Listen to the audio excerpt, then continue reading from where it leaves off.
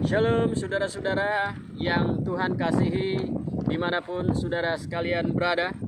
Kiranya Tuhan menyertai saudara sekalian, menyertai hidupmu, menyertai keluargamu, dan menyertai seluruh kehidupan saudara sekalian. Saudara, hari ini saya akan mengajak kita merenungkan pernyataan Yesus yang kedua tentang akulah. Yang kedua ini yaitu akulah terang dunia, yang terdapat di dalam Injil Yohanes pasal yang ke-8 ayat 12. Saudara, mari buka Alkitabmu dan perhatikan ayat tersebut yang berbunyi demikian. Maka Yesus berkata kepada orang banyak, katanya, "Akulah terang dunia. Barang siapa mengikut aku, ia tidak akan berjalan dalam kegelapan, melainkan ia akan mempunyai terang hidup." Saudara-saudara sekalian, mari kita perhatikan ayat ini. Yesus menyatakan dirinya adalah terang dunia. Di dalam 1 Yohanes pasal 1 ayat yang kelima, Rasul Yohanes berkata, Allah adalah terang, dan di dalam Dia sama sekali tidak ada kegelapan. Dan di dalam Matius pasal 5 ayat 14, Yesus berkata kepada para murid-muridnya dan orang-orang yang mendengarkannya bahwa kamu adalah terang dunia. Saudara, Yesus adalah terang dunia. Dia adalah terang dan Dia adalah sumber terang. Dan kita adalah memancarkan terangnya. Saudara, Yesus berkata, barang siapa mengikut aku, ia tidak akan berjalan di dalam kegelapan, melainkan ia akan mempunyai terang hidup. Apa maksud perkataan Yesus ini? Dalam konteks apa Yesus menyatakan pernyataan ini, saudara? Mari kita perhatikan. Ayat ini muncul di dalam konteks seorang perempuan yang tertangkap basah karena berbuat dosa dan dibawa oleh ahli-ahli Taurat dan orang-orang Farisi ke hadapan Yesus. Sebenarnya saudara, ini adalah kasus yang aneh, yaitu yang tertangkap adalah si wanita, sementara si prianya tidak tahu kemana dan kenapa dia tidak ditangkap. Yang kedua, kejadiannya pagi-pagi benar. Saudara, ngapain itu ahli-ahli Taurat dan orang-orang Farisi menangkap orang yang sedang berbuat dosa? Apakah mereka tidak ada lagi urusan yang lebih penting daripada sekedar menangkap orang yang berdosa? Dan yang ketiga, kalaupun mereka menangkap basah wanita ini, harusnya sebagai orang yang dihormati pada masa itu mereka tangani saja sendiri, tetapi mereka malah membawa kepada Yesus. Untuk apa, saudara sekalian? Pasti ada maksud tersembunyi. Itulah sebabnya Yesus berkata kepada para pendengarnya, barang siapa mengikut aku, ia tidak akan berjalan di dalam kegelapan. Istilah mengikut artinya adalah percaya dan menjadikan Yesus sebagai Tuhan Juru Selamat di dalam hidupnya. Menjadi satu pribadi yang kita teladani, yang kita ikuti, baik apa yang dia lakukan maupun di dalam hal-hal karakter kita. Saudara, pernyataan Yesus sangat jelas di sini. Barang siapa yang mengikut aku, ia tidak akan berjalan dalam kegelapan.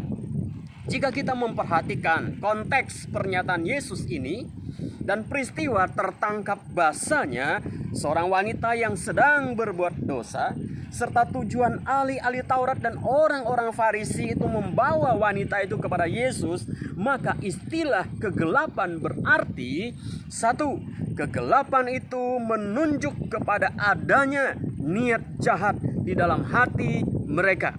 Di ayat 6 berkata, mereka mengatakan hal itu untuk mencobai dia, supaya mereka memperoleh sesuatu untuk menyalahkannya. Ternyata benar, saudara, bahwa ada niat jahat dalam hati mereka dengan membawa seorang wanita yang tertangkap basah ketika sedang berbuat dosa. Mereka ingin menjebak Yesus dengan kasus ini. Mereka menempatkan Yesus di posisi yang serba salah, seperti makan buah simalakama.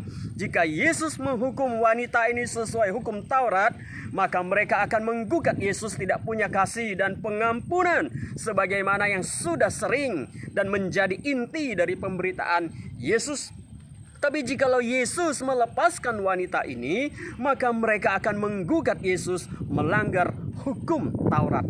Kegelapan di sini yang Yesus tunjukkan kepada mereka adalah ada niat jahat di dalam hati mereka terhadap Yesus. Yang kedua, kegelapan ini bisa menunjuk kepada sikap merasa diri paling benar di ayat 7. Dan ketika mereka terus-menerus bertanya kepadanya, ia pun bangkit berdiri lalu berkata kepada mereka, barang siapa di antara kamu tidak berdosa, hendaklah ia yang pertama melemparkan batu kepada perempuan itu. Saudara, mungkin mereka berpikir telah sangat berjasa karena mereka bisa menangkap seorang yang sedang berbuat dosa. Tetapi di balik perilaku mereka adalah mereka ini merasa diri paling benar dan paling rohani. Ketika Yesus berkata yang merasa tidak berdosa, silakan lempar perempuan itu. Ternyata saudara sekalian, mereka semua pergi satu persatu. Mereka sadar bahwa mereka tidak lebih suci dari perempuan yang berbuat dosa itu. Mereka ingin mempermalukan perempuan itu, tapi justru mereka sedang mempermalukan diri mereka sendiri. Saudara sekalian, hal ini juga sering terjadi dalam hidup kita. Kalau ada orang, saudara seiman, rekan kerja sedang berbuat dosa atau jatuh di dalam dosa atau kesalahan, kita ini senang sekali dan kita sepertinya mendapatkan hot news untuk memberitakannya, menceritakannya kemana-mana, seolah-olah kitalah ini yang paling suci. Padahal sesungguhnya saudara, kita lebih jahat dari orang yang telah kedapatan berdosa atau melakukan kesalahan. Yang berbuat dosa, saudara, mungkin mereka sudah sadar ketika dosa mereka ketahuan dan minta ampun kepada Tuhan. Tetapi kita yang menyebarkan kesalahan dosa orang lain, tentu saudara, dosa kita lebih besar daripada dosa si pelaku. Inilah saudara perilaku ahli-ahli Taurat dan orang-orang Farisi yang sedang berhadapan dengan Yesus pada waktu itu. Mereka melakukan perbuatan kegelapan. Yang ketiga, kegelapan itu menunjuk kepada sikap ingin menjadi hakim atas sesama manusia. Ayat 10. Mereka ingin menjadi hakim atas sesama karena mereka merasa diri mereka lah yang paling benar. Inilah sisi kegelapan dari kehidupan manusia, siapapun dia. Ketiga hal ini saudara, yaitu niat jahat, merasa diri benar, dan ingin menjadi hakim atas sesama, adalah kejahatan dosa yang tidak kelihatan, yang tersembunyi di dalam setiap hati manusia. Tapi ini adalah satu kegelapan yang menggelapkan mata hati dan mata iman manusia. Ketiga hal ini ternyata telah membutakan mata hati, mata rohani orang-orang Farisi dan ahli-ahli Taurat pada masa itu. Saudara sekalian, dan kejahatan dosa ini banyak menjangkiti orang-orang percaya pada masa ini. Kalau ada orang-orang yang tertentu yang suka sekali saudara menggosip, membicarakan keburukan orang lain, membanggakan diri, dan selalu merasa dirinya paling benar. Ada orang-orang Kristen tertentu yang suka sekali menghakimi orang lain. Beda pandangan, beda pemikiran, dicap macam-macam. Jika menemukan kesalahan, kelemahan, atau dosa seseorang, diceritakan kemana-mana, seolah-olah dialah yang paling suci. Dan ini tentu saudara tidak sesuai dengan ajaran Kristus. Yesus berkata, barang siapa mengikut aku, ia tidak berjalan di dalam kegelapan. Kegelapan yang Yesus maksud di situ, yaitu merasa diri paling benar, ingin menjadi hakim atas sesama, ada niat jahat di dalam hati kita. Dan saudara sekalian, hanya melalui Yesus kegelapan ini menjadi sirna. Kalimat berikutnya berkata, barang siapa mengikut aku, ia tidak akan berjalan dalam kegelapan, melainkan ia akan mempunyai terang hidup.